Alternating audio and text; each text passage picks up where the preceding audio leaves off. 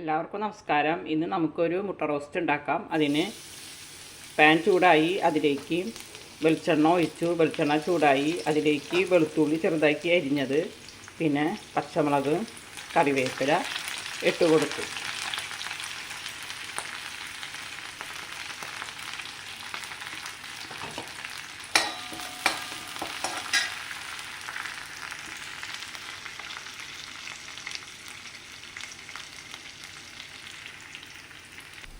അപ്പോൾ വെളുത്തുള്ളി, പച്ചമുളകും കറിവേപ്പിലയും മൂത്ത് വന്നു. ഇനി അതിലേക്ക് 2 സവാള നൈസാക്കി അരിഞ്ഞത് ഇട്ട് കൊടുത്തു. ഇനി അതിലേക്ക് ആവശ്യത്തിന് ഉപ്പിട്ട് കൊടുക്കാം. നമ്മൾ അതിന് ആവശ്യത്തിന് വാടി വരാനുള്ള ഉപ്പ് ഇട്ട് കൊടുത്തിട്ടുണ്ട്. ഇനി ഇതൊന്ന് വാടി വരട്ടെ.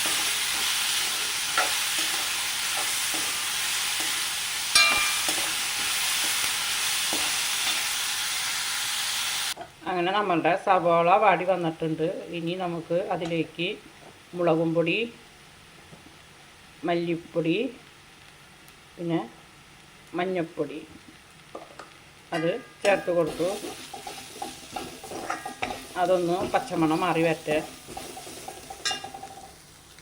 അങ്ങനെ അത് പച്ചമണം മാറി വന്നു. ഇനി അതിലേക്ക് 2 തക്കാളി, നല്ല പഴുത്ത തക്കാളി, എന്നുവെച്ചാൽ നാടൻ തക്കാളി അല്ല, മറ്റേ തക്കാളി, അത് അതിലേക്ക് ഇട്ട് കൊടുത്തു. അത് നല്ലോണം വെന്ത് പേസ്റ്റായി പച്ചമണമൊക്കെ മാറിയിട്ട്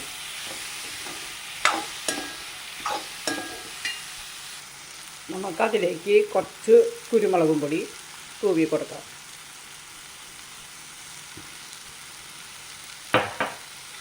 കുറച്ച് കുരുമുളകും പൊടി തൂവി കൊടുത്തു. നമ്മളതിലേക്ക് കുറച്ച് പെരുംജീരകത്തിൻ്റെ പൊടി തൂവി കൊടുത്തു.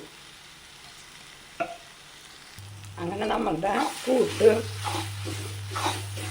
നന്നായി വെന്ത്, തക്കാളിയൊക്കെ വെന്ത് നന്നായി പച്ചമണമൊക്കെ മാറി വന്നിട്ടുണ്ട്. ഇനി നമ്മളതിലേക്ക് കുറച്ച് വെള്ളം ഒഴിക്കുക. ഒരു നനവിന് വേണ്ടിയിട്ട് കുറച്ച് വെള്ളം ഒഴിക്കുക.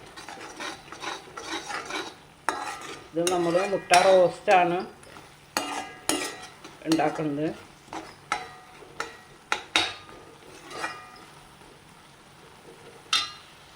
അപ്പോൾ ഗ്രേവി നന്നായി തിളച്ച് വരുന്നുണ്ട്. അപ്പോൾ നമ്മളതിലേക്ക് 3 മുട്ട പുഴുങ്ങിയത് തൊലി കളഞ്ഞിട്ട് നമ്മളതിലേക്ക് ഇട്ട് കൊടുക്കുക.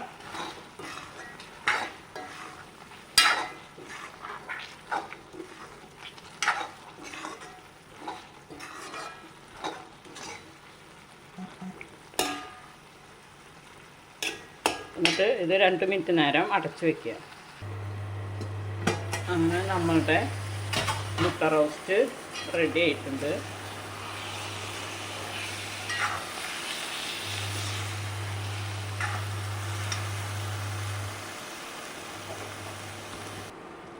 അങ്ങനെ മുട്ട റോസ്റ്റ് റെഡിയായി.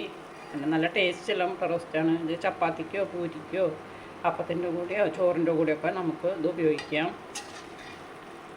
തരി പോലും ചാറില്ലാണ്ട് നല്ല റോസ്റ്റ് ആക്കിയിട്ട് എടുത്തിട്ടുണ്ട്.